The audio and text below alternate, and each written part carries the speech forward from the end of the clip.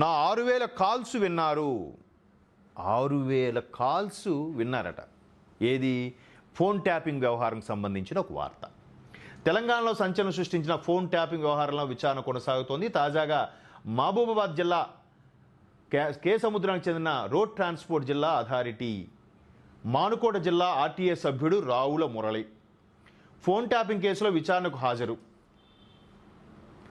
తెలంగాణలో సంచలనం సృష్టించిన ఫోన్ ట్యాపింగ్ వ్యవహారం మహబూబాబాద్ జిల్లా కే సముద్రానికి సంబంధించిన జిల్లా ట్రాన్స్పోర్ట్ అథారిటీ సభ్యుడు రావుల మురళి విచారణకు హాజరయ్యారు. ఈ సందర్భంగా ఆయన ఫోన్కు సంబంధించిన 6000 కాల్స్ విన్నట్లు విచారణ అధికారులు తెలపడంతో మురళి ఆశ్చర్యానికి గురయ్యారు.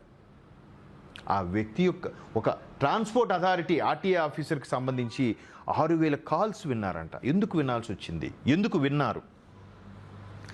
రాజ్యసభ సభ్యుడు వేం నరేంద్ర రెడ్డి అనుచరుడైన రావుల మురళికి గత నెల 24న పోలీసులు నోటీస్ జారీ చేశారు. ఈ మేరకు శుక్రవారం హైదరాబాద్లోని కమాండ్ కంట్రోల్ రూమ్లో ఆయన విచారణకు వచ్చారు. అనంతరం మురళి మాట్లాడుతూ 2023 అసెంబ్లీ ఎన్నికల సమయంలో తన ఫోన్కు వచ్చి వెళ్ళిన 6000 కాల్స్ను ట్యాప్ చేసి విన్నట్లు అధికారులు రికార్డులు చూపించారని వెల్లడించారు. ఇది విని షాక్ అయ్యానని చెప్పారు. వేం నరేంద్ర రెడ్డితో ఉన్న సంబంధంపై అధికారులు ప్రశ్నించగా చిన్నప్పటి నుంచి ఆయనతో పరిచయం ఉందని, ఆయన అనుచరుడుగానే కొనసాగుతున్నారని చెప్పారు మురళి. అంటే ఎక్కడెక్కడైతే విపక్షంలో ఉన్న నాయకులు అందరికీ సంబంధించి ఉన్నాయో ఇవన్నీ కూడా విన్నారు. ఎందుకు విన్నారు? అందుకేనా 2018లో కూడా తెలంగాణ మరొకసారి బీఆర్ఎస్ గెలుచుకుంది? ఇట్లాంటి వ్యవహారాల వల్లేనా? ప్రణీత్ రావు లాంటి ఆఫీసర్స్ సపోర్ట్ చేయడం వల్లేనా? లేదంటే కాంగ్రెస్ వాళ్ళు భాజపా వాళ్ళు కదలికలను పసిగట్టి ఆ విధంగా ప్లాన్ చేశారా? చూడండి అసలు ఎన్ని తెలివితేటలో టెక్నాలజీ ఈ విధంగా వాడారనమాట. ఏది ఎక్కువ రోజు దాగదు, ఖచ్చితంగా దానికి పనిష్మెంట్ ఉంటుంది. కర్మ ఫాలోస్ అంతా మనకు తెలిసిందే. అయితే రీసెంట్గా తెలంగాణ డీజీపీ సివి ఆనంద్ గారు మాట్లాడుతూ ఫోన్ ట్యాపింగ్ వ్యవహారం రెండో సిట్ నివేదిక కూడా ఛార్జ్షీట్ దాఖలైంది. అది కూడా వచ్చిన తర్వాత త్వరలోనే ఈ కేసుని క్లోజ్ చేస్తామని కూడా ఆయన డీజీపీగా బాధ్యత స్వీకరించిన మరుక్షణం చెప్పిన మాట. చూద్దాం మరి ఫోన్ ట్యాపింగ్ వ్యవహారంలో ఎన్ని పెద్ద తలలు ఉన్నాయి. దీని మీద విచారణకి హాజరైన వాళ్ళు కూడా బయటకు వచ్చి పిడికిలి బిగించి న్యాయమే గెలుస్తుంది, మనమేం తప్పు చేయలేదు, మనం నిఖార్సుగా బయటకు వస్తాం. ఒకవేళ అరెస్ట్ అయినా స్వతంత్ర సమరయోధులు సుభాష్ చంద్రబోస్ లాంటి వాళ్ళు లేదంటే ఇంకెవరో భగత్ సింగ్ లాంటి వాళ్ళు జైలు శిక్ష అనుభవించి బయటకు వస్తే ఎలా ఫీల్ అవుతారో అలా ఫీల్ అవుతున్నారు.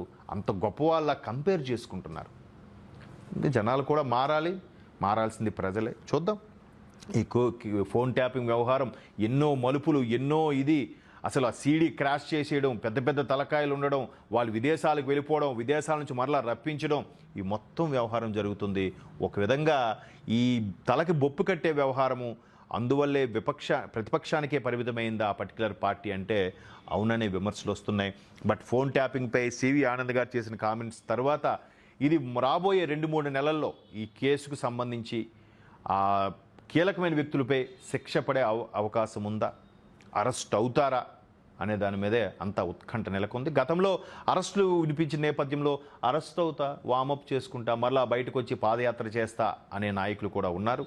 చూద్దాం మరి ఇది అరెస్టుల వరకు వెళ్తుందా లేదంటే కేవలం రాజకీయ దుమారంగానే రేగుతుందా అనేది తెలియదు. మరోవైపు భాజపా కూడా ప్రశ్నిస్తుంది, ఎందుకు అరెస్టులు చేయట్లేదని. కాంగ్రెస్ వాళ్ళు అంటున్నారు మీరే కాపాడుతున్నారు కాబట్టి వాళ్ళ అరెస్టులు అవ్వట్లేదు అని అంటున్నారు. మొత్తానికి ఇది రాజకీయ దుమారం. కాంగ్రెసా, బీఆర్ఎస్ఆ, బీజేపీయా, ఎవరు కీలకం, ఎవరు ఎందుకు అరెస్ట్ అవుతారు, ఎందుకు అవ్వట్లేదు, ఇవన్నీ కూడా కాలమే నిర్ణయిస్తుంది.